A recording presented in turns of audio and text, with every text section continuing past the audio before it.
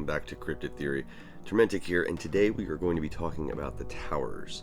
Now I'm going to tell you everything that I know so far about how the towers are going to operate here in the real world, but then I'm also going to go into and explain a little bit of the lore behind the towers that I was able to find in the comics. Now, Mike had an interview tonight, which was awesome, with Arcus Anon on YouTube. It was a live interview, and he started talking about the towers. There's going to be more information actually released Friday, but what we were able to find out tonight was that the towers themselves are going to host tower events, and Mike was talking about prize pools of close to about $100,000 for these tower events, which is crazy. Now, in order to qualify for them, you're going to have to actually play at local game stores within a certain parameter, like miles, if you will, of said tower. Now, there's 10 of them that are going to be spread out most likely around the continental US. If you play a game within a certain range of that tower, you'll actually earn tower points. Now, I'm not going to go fully into the tower medals and everything like that. The Demon Fergus did a great job over at Caster Society, showing everyone the medals, going over them, showing the images that MetaZoo HQ actually has on their website. So I'll leave the link in the description. Go check it out if you're more interested in the medals. What's cool though is that there's 7 different levels, it seems, for each tower. Now, like I was saying, as you go to these events at the local game stores, you'll be able to get points that will be able to be put towards these towers, I believe. Now, the awesome thing is that you can find these stores by using the MetaZoo Play Network or using the store locator to see if they actually have any sort of events at these stores and see if they are a part of the MetaZoo Play Network. But 500 points makes you an apprentice caster of a tower. 1,000 is an initiate. 1,500 is a master caster. 3,000 is an arch caster. 5,000 is a grand caster. 8,500 is a king caster. And 12,500 points will make you head caster. Now, the other really cool thing that Mike was talking about was he even equated this to Pokemon gyms. He wants these to be able to be things that people can go to, compete in, and get medals from. Now, off to the side of the image that was shared, you see it says 3,000 points, Tower Caster. I think once you hit 3,000 points for a certain tower, you'll get a medal, in essence, similar to a badge in Pokemon, which would encourage people to go to all 10 of these towers in order to compete in these local stores to get enough points to then compete in the towers, but also at the same time collect the medals. Brilliant idea. I love it. He was also talking about how they're actually buying real pieces of land around the country to create and build these towers. So these will be physical locations where these events are taking place. Very similar to the comic. It's super exciting. I was talking about how the towers themselves will be thematic. That means that, like, if it's a water tower, it will actually be water themed. If it's the lightning tower, it'll be lightning themed. He said there's to be specific swag, jerseys, medals, plushies, all sorts of stuff specific to that tower, which is crazy. It's awesome, and I love the fact that he equated it to gyms in Pokemon, because it gives somebody an idea of exactly what this is. Could you have imagined 20 years ago as a kid being able to go to a Pokemon gym and actually compete, even in a card game, against someone who was a resident Pokemon trainer at that gym? Like, that's insane. That's what he's talking about, being able to go to a tower, compete against someone who's literally a resident caster of this tower, and get points and be able to get prizes and just medals. I love the idea. It's brilliant. He also threw around the idea that the head casters, or people who actually have enough points inside of the towers, not very specific, but potentially they could get into the top 32 of the Casters Cup. So there's other incentive to actually get these points, but at the same time, I love the idea that you can only get the points to get into the tower events from the local game stores.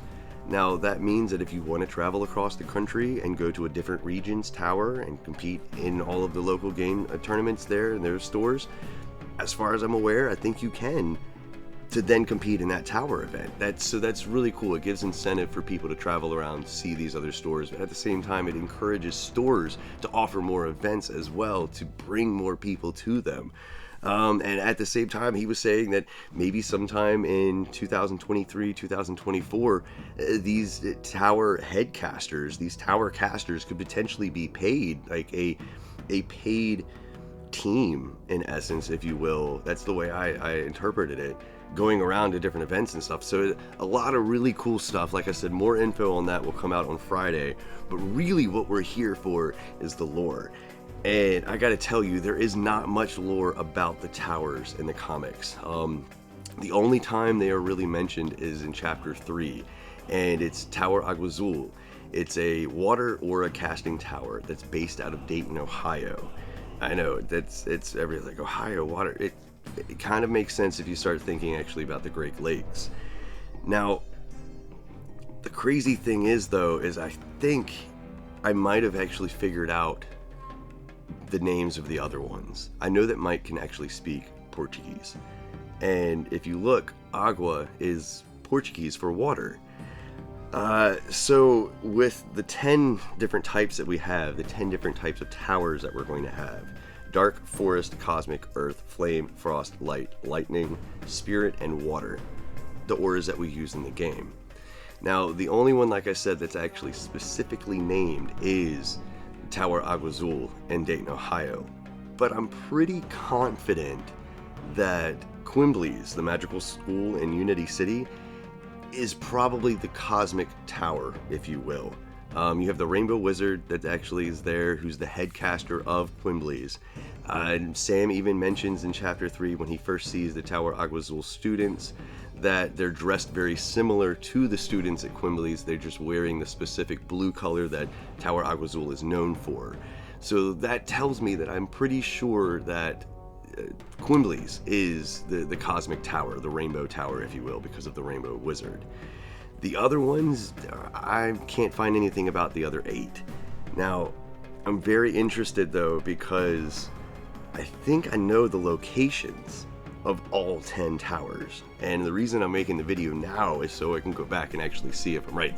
Cryptid theory, you know. So, going through all 10 of the locations. So, the first one I have on my list is dark, and I'm pretty confident that that's going to be in Alaska, just because of how many days out of the year it's night versus day. Because remember, they have a very long period of darkness in Alaska.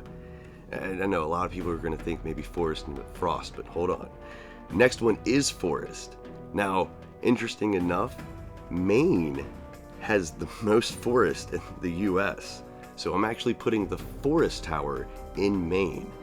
The next one is cosmic, and because of, like I was saying before, Unity City and Quimble's being together, being close to where DC was, I'm going to put the cosmic tower in DC because of Quimble's, and like I said, the Rainbow Wizard. The next one is Colorado, and it took me a minute to actually figure out where I thought this one was, but it kind of fit directly on the map. I think it's going to be most likely on the south, maybe southwest portion of Colorado somewhere. It's not really desert. There's a lot of mountains, there's a lot of earth, there's a lot of plateaus. I'm thinking it's going to be somewhere in the Colorado area. Now, flame, I kind of went back and forth on this one. I kind of landed on Hawaii because Hawaii has active volcanoes, so flame. I almost was thinking somewhere in the southwest California area because of like forest fires, but I didn't think it would be that literal. I love the idea of it being in Hawaii though, because again, all of the towers are going to be regional for like regional areas that people can compete in. So it would make sense that Alaska and Hawaii would both have a tower because of them being so removed from the rest of the continental United States. So like I said, I put flame in Hawaii. Now, frost, I put in Minnesota because it gets really cold up there. Plus, if you kind of look, it would make sense if there was one in Minnesota and one in Colorado because that covers a good area. The next one is California, and that's going to be light. I picked California for light because I did a search on what state produces the most light, and California actually was at top of the list. Also because there wasn't really anything that far west that I could pinpoint any of the other ones on. And so it kind of makes sense if you have one in California, then the one in Colorado, and then you have the one up in Minnesota. Like I said, that covers a lot of vast area. Now, this might upset some people, but I actually pegged to lightning in Texas, because Texas actually gets the most lightning strikes out of any other state in the entirety of the United States. Really thought that was kind of cool. The next one is Spirit, and I put that in Louisiana specifically because of New Orleans. Voodoo, hexes, that's what that area is kind of known for, at least in a cryptid sense, if you will. So I have a really strong sense I think Spirit might be in Louisiana. And of course, the last one we'd already talked about, Water, it's going to be, if it follows the comics, it's going to be in Ohio. And it's most likely due to the Great Lake being right near it. So I'm about 75% on where I actually think these things are. Some of them I think are spot on, like Alaska. I really feel like Alaska is going to be dark. I really feel that Flame is going to be Hawaii. I'm not so sure about some of the other ones. Forest, I feel I'm pretty confident on because, like I said, Maine has the most forest in all of the continental United States. Lightning, I feel very confident about because, like I said, Texas actually gets struck by lightning the most out of any state in the United States. Now, if I'm not going to pronounce all of them because I would destroy them. Like I don't speak Portuguese, but some of them actually just feel right too.